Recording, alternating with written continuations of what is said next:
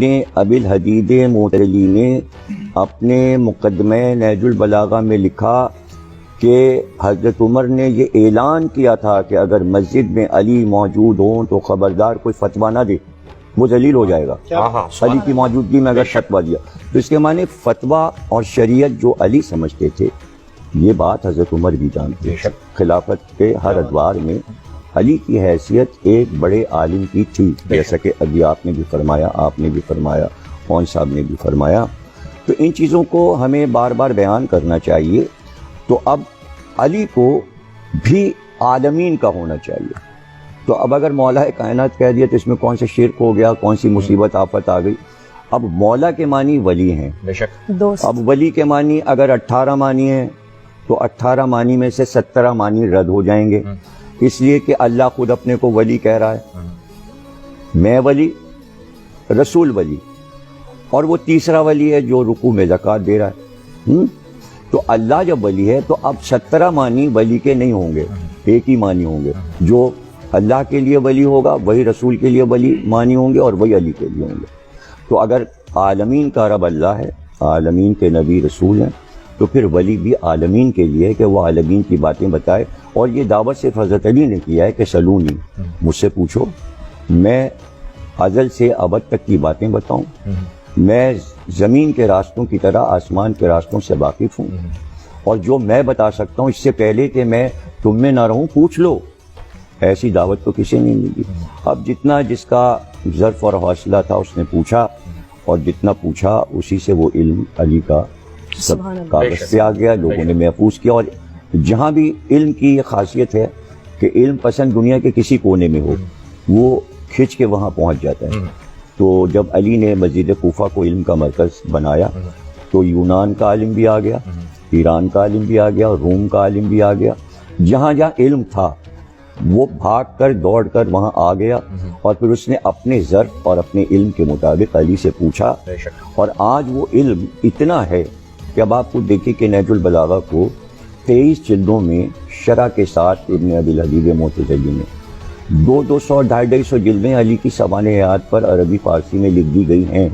یعنی میری تو الماری اوپر سے نیچے تک جو ہے نا کمرہ بھرا ہوا ہے مولا علی، مولا علی۔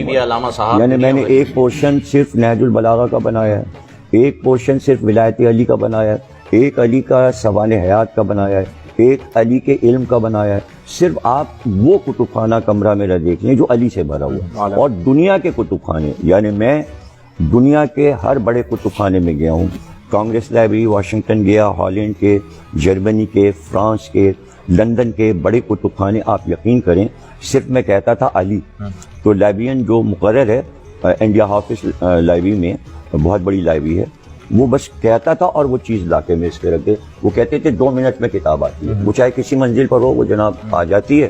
میں نے کہا حضرت علی پہ جو انگریزوں نے کتابیں، انہوں نے تھوڑی سی دیر میں جناب ڈھیر لگا دیا۔ بالکل سبحان اللہ، یہی وہ علم۔ اب اس میں آپ کو ایک واقعہ سنانا چاہ رہا ہوں، جو لوگ سن رہے ہیں۔ ایک عیسائی عالم ہے، اس کا نام ہے جارج جرداق۔ ابھی عدل پہ بات کر رہے تھے مولانا، تو اس وقت مجھے یہ بات یاد آئی۔ تو جارج جرداق نے ایک کتاب لکھی حضرت علی پر، اور اس کا نام اردو میں ترجمہ میں بتا رہا ہوں، ندائے عدالت انسانیہ۔ ابھی مولانا نے حضرت عمر کا ایک واقعہ سنایا کہ وہ صرف اسلام کے فیصلہ کرنے والے نہیں بلکہ کائنات کے ہیں۔ بے شک۔ تو اس نے یہ لکھا کہ علی عدالت انسانی کے فیصلہ کرنے والے، یعنی آواز آ رہی ہے انسانی عدالت میں علی علی، وہ اس نے لکھا۔